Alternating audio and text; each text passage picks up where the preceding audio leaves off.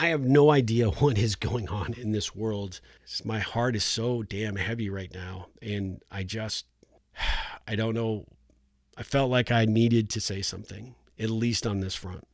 Hope you don't hate me for it. I hope you don't send me hate for it. Things happen. You push play and just the right episode. Maybe this one might be yours. And maybe it'd be like, hey, look, screw Harper, man. I'm out of here, right? Take a stand, brother. Okay, I get it.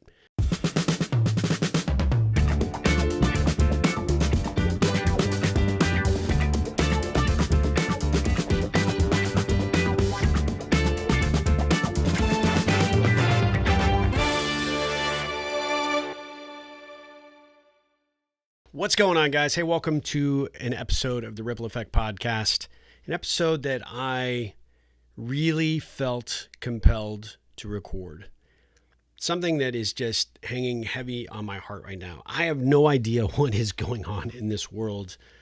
Quite honestly, I'm very, very heartbroken and sad for how things are going.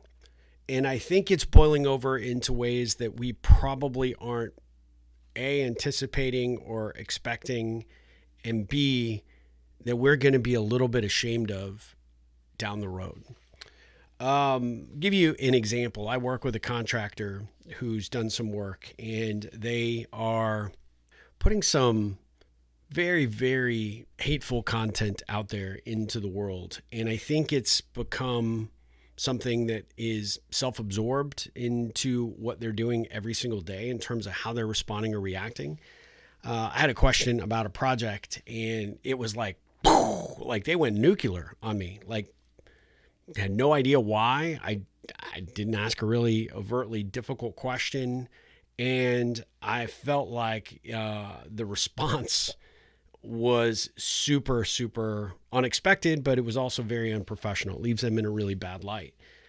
And I kind of had been paying attention to some of what they've been putting out there and suspected that every comment that got put on the Facebook or things that they were saying on Twitter or X was ratcheting up their level of temperament. There's clearly a significant amount of anxiety around some of what we are going through, and it has boiled over now into their business. Fortunately, I'm a very understanding individual. I recognized what may have been precipitated before they got back on their keyboard and just blasted. And I'm a big believer in giving people second chances. However, when you respond and react that way, when I'm paying you really good money and you're putting out really super hateful rhetoric, it really becomes 2.5 strikes against you. So I have to make a decision about whether I want to continue on in this project. I have a lot of sunk cost. I have a lot of things that, I was expecting to be delivered, and I myself am going through a whole bunch of things and didn't really have time for these balls to be dropped or this project not to be delivered over the finish line. And I have a decision to make, right? Is this someone that I want to continue to work with? Is this someone that I want to continue to be associated with?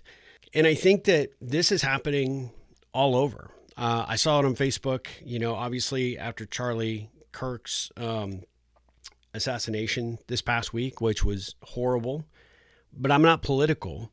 I've seen people that I really respect and admire just put some of the most harmful posts out that aren't really bringing people to the table to have conversations. This kind of stuff is an opportunity for us to unify. And instead, it's quite the opposite.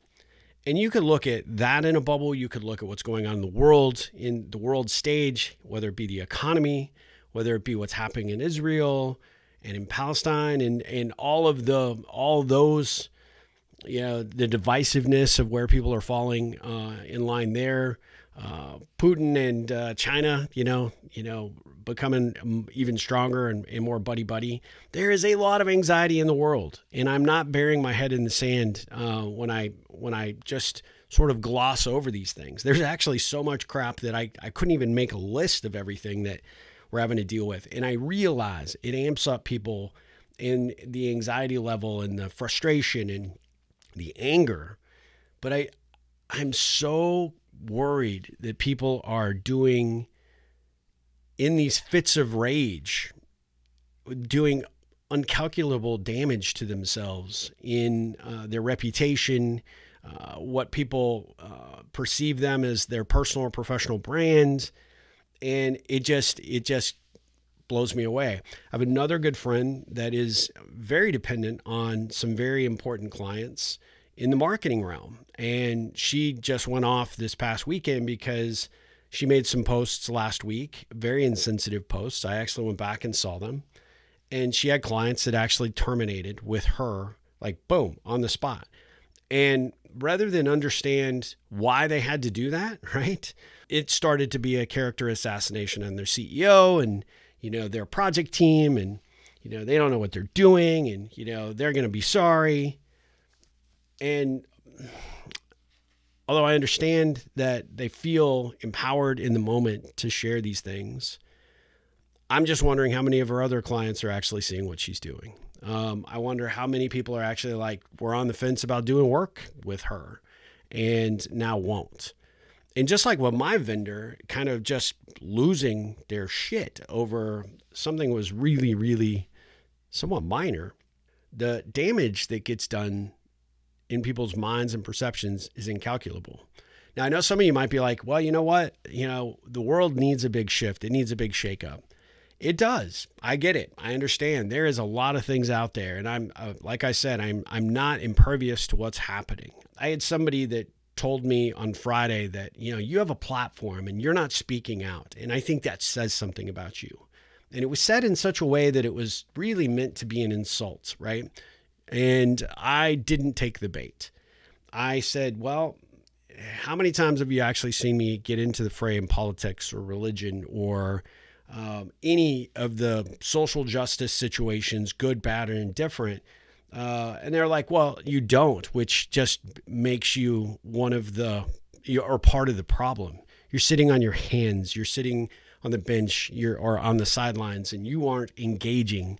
And you're a kind of person who could unify people.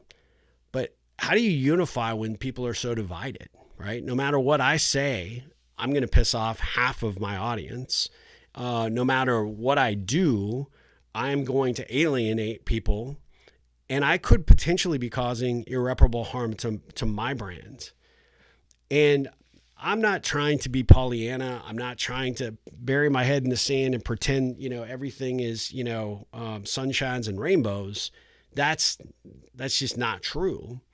But it also is very, very, very obvious to me that people are not thinking before they're opening their mouths. They're not thinking before they jump on Twitter or X. They're not thinking before they make these, long posts on YouTube or Instagram. They're not thinking before they put these words onto a post about what is happening. I saw somebody talk about their kid's elementary teacher, 3rd grade, 4th grade teacher, and how when they met her in September or August, sweetest, kindest, young, 2-3 year, veteran of teaching, and how excited they were for their kid to be there. And with great interest, they follow her on social, and because she puts out all these great projects and these great things, and she asks for money for, her donors choose, because, let's face it, the education system doesn't give them enough money to take care of what they need to in the classroom. And then even prior to what happened last week, there was a shift. She was starting to use what had become a fairly large platform to tell parents what they are doing so wrong by not having these deeper conversations, and how they should, be encouraging their kids to be educating themselves and learning because the system is rigged against them. And it was like one post after another. And I don't follow this person. I'm just going based on what my, friend shared, but they could sense a shift, right? And then just with what happened last week, it was like off the rails. And this person, celebrating the demise of another individual, it just blew me away. And they were going in today, I assume, or this week, to have their kid removed from that class. And the kid is just the victimless here, right? Loves the teacher, loves the class, around all their friends, but the parents are like, gotta move. Can't have somebody like that in charge of my children. And I guess they made the comment that they had already reached out to the school administrator, I guess vice principal and a principal. And, they were basically saying it's freedom of speech. They can't dictate it. But, I know that's not true, right? I'm not saying, their response or reaction is right or wrong. I'm not saying what this teacher is doing in her own free time is right or wrong. I do know that there are countless examples of teachers that are trying to make some extra ends meet, right? Make some extra income, doing some things like on sites like OnlyFans that have been, certainly fired over those kinds of things. That's considered salacious behavior, but these, somewhat terroristic, I saw a couple of quotes, are encouraging terroristic actions.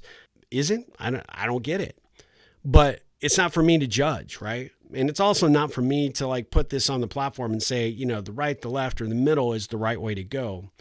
It's just really asking people to think before you post, think before you, and I have been a victim of this, right? I've said and done things online that I'm not happy with. I've learned the lessons the hard way, but these tools make it just too simple and easy for us to just pop off at a moment's notice. And when we do, there are ramifications, and I'm just blown away. There's a friend of mine, I'm giving you a couple of examples. I could sit here for 3 hours and give you examples of people that have just shocked and disappointed me in terms of how they've approached certain things, especially this past week. But there is somebody who I know really well that talks about relationships and the brand building and very, very, very focused on all of the positive aspects of that. And then to just put out hateful messages and basically condemning. I saw somebody make a post that, you are alienating half of your clients. And he says, I do not care. If you are on that side, then you are dead to me. This is a response to a CEO of a company. And to say those words like, what? What is going on, right? What is going on with this world where we can't be civil or have an engaged dialogue? I just feel like social platforms are really starting to make, all the rules of engagement just go out the window. And it really, really hurts my heart. It really bothers me. Because at the end of the day, that is actually creating a whole lot of stress and anxiety for all of us that are on there. I mean, I was telling my son on Saturday, I'm like, I don't even want to get on Facebook right now, right? Because there's just so much rhetoric back and forth.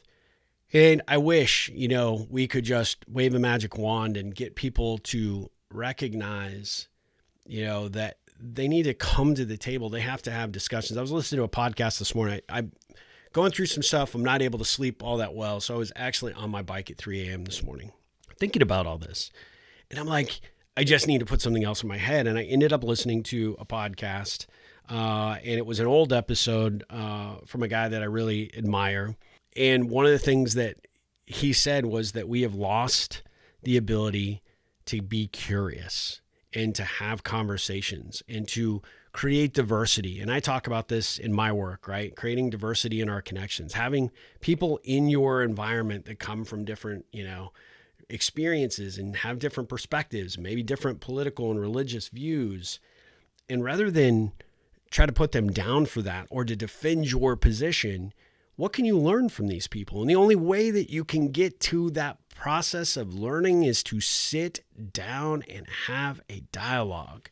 Not make it personal, not tell somebody they're stupid because they don't hold the view that you do, or not insult them, let alone call them part of the problem, and have some civil discourse, but no, not civil discourse, have a civil conversation and get over the discourse that is pervading every other aspect of our lives right now.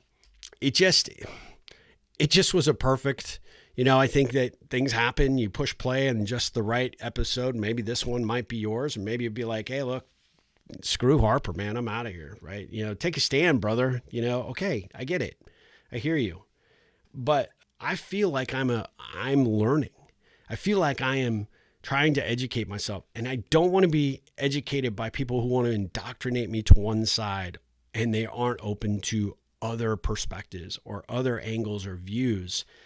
I want to be in with conversation where, hey, look, you're either in a position to strengthen your views, either because, hey, I sat down, had a conversation, and I'm even more committed to sort of my approach, but now I know something. Maybe I learned something from this other side, of the coin. That's great when you are willing to come to the plate and be at least open to being enlightened in some capacity. But these people are like, some of these, individuals that I'm talking about, like it's just my way or the highway. And it's really difficult. This one guy that I was talking about that's really focused on relationships, I mean, he has been one of my greatest supporters, but I'm kind of right now a little ashamed that he is, because I am all about trying to be inclusive. I am all about trying to get the best out of people. I am all about trying to avoid as much conflict as you can, and you can have a spirited debate. You can have your point of view. You can have your perspective. Doesn't mean that you couldn't be wrong in some ways.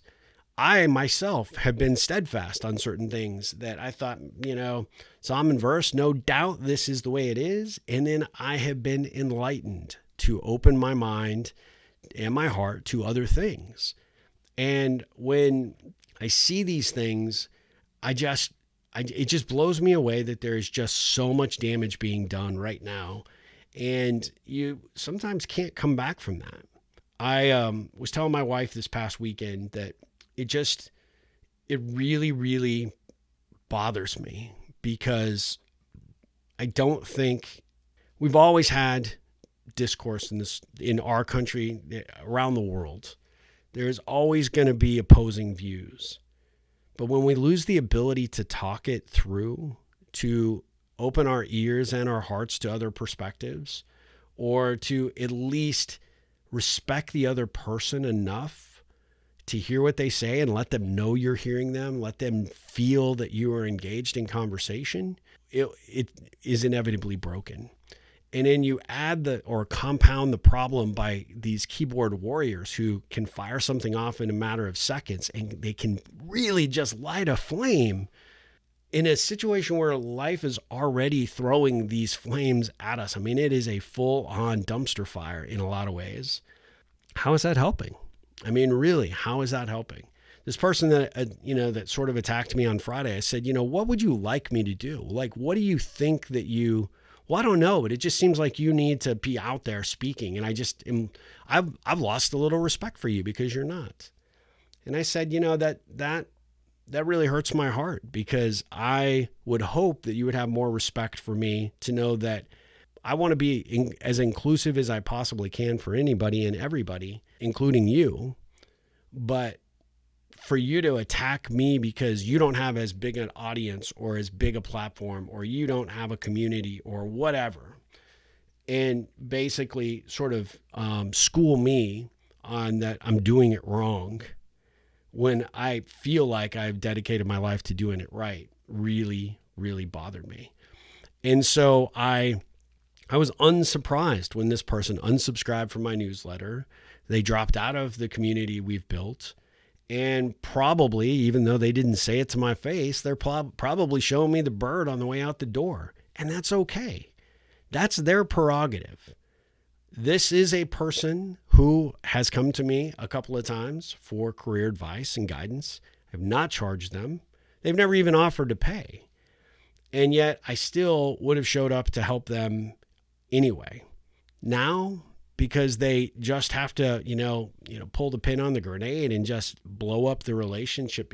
Why? Because I haven't spoken out, or because I haven't done things the way they thought I should. When did they become my brand manager? When did they become the CEO of my company? When did they actually get promoted to the level of decision maker for what I should be doing with my life or my message or my platform. It didn't happen. And yet I see so many people taking that same grenade and they're trying to create as much collateral damage as they possibly can. But what they don't realize is that grenade never leaves their hand, and it is going to explode in such a way that is going to have long lasting impact. And I just fear for them. I fear for where we are as a society. I fear for common decency. I fear for people not understanding that you don't take the fight to social media. You don't take your conversations to environments that can stir the pot. You sit down and you have one-on-one conversations. You have discussions, respectful discussions. Doesn't mean that you change your point of view or that you come to their side of thinking. It just means that you become a little bit more understanding and experienced. And maybe the venom that everybody is sharing out there on these platforms is because they don't have those outlets. Maybe that's it. Maybe they don't have their circle of people that they can go to and say, I'm really upset about what I saw last week, or I'm really upset about what's happening to the children in Palestine, or I'm really, convinced that, we're headed to World War III and I need an outlet to share my anxiety, my discomfort, or, maybe some of my anger, but, maybe I can do it in a way that doesn't come across as, a madman or mad woman. And you've got people that are there willing to hear you out and to accept you. I just want to leave you with this school of thought. If what you say today or what you type out on Facebook or put on a video, will it pass the test of you being proud of it 1 month from now, 1 quarter from now, 1 year from now, 5 years from now? And is the information or the rants and wranglings of whatever, is that going to be something that your employer, your clients, your future boss, your future spouse, partner, friend, when they look it up and they see that you did this, what do you think the outcome might be down the road? 1 month, 1 quarter, 1 year, 5, 6 years from now? Because the internet has a long memory, my friends. Trust me. As my Aggie friends, because they beat Notre Dame, always remind me, right? I bash the Aggies a lot, and I probably shouldn't. I know I shouldn't. Follow your own advice, Harper. Follow your own advice. I just want people to think. I just want people to understand the bad ripples that are being created. I know there's passion. I know there is anxiety, and I know that there is a lot of what is wrong in this world right now. Don't add to it. Be a part of fixing it. Be a part of coming to the table to have conversations with people committed to fixing it. Look for them, find them, encourage better dialogue, encourage, engaged discussion, and be willing to recognize and understand that your point of view is just your point of view. And not every single person on the internet needs to know it. And I certainly can tell you from firsthand experience, not every client will appreciate it. And they get the opportunity to vote you off the island by either telling your boss that they won't do business with them because of you, or they won't do business with you because of the kind of person you are, which can impact your entrepreneurial venture, your startup, or whatever, or they may not hire you. And you think you're the perfect candidate, but it's that one post that you made where you said something so salacious that they don't want to have anything to do with you. That's the damage we're doing to ourselves and to our companies, and to our personal and our professional brands without thinking before we're posting. So I just wanted to share that. I know I will probably get a lot of pushback on this. I know I sound like kind of, I'm off the rails in a little, kind of a couple of different ways, because are you committed to one side? Are you not committed? Are you committed to dialogue? I get it. I understand it, but my heart just hurts right now for the world. If you want to make a difference, start being kind.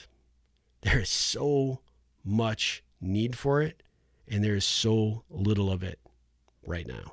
Be the exception and go out there and create positive ripples. And if you've created some damage, own it. Apologize for it and say you'll do better. And if you don't know how to do better, go get some professional help. Find a coach, find a therapist, or seek some psychiatric help maybe. I know I need it after just the trauma of what the hell is going on in 2025. So follow suit. Maybe do the same. But just be careful with what you say and what you do, because you may find you can't come back from it. Sorry if this came across as a lecture. That was not my intent, I promise you. But man, my heart is so damn heavy right now. And I don't know.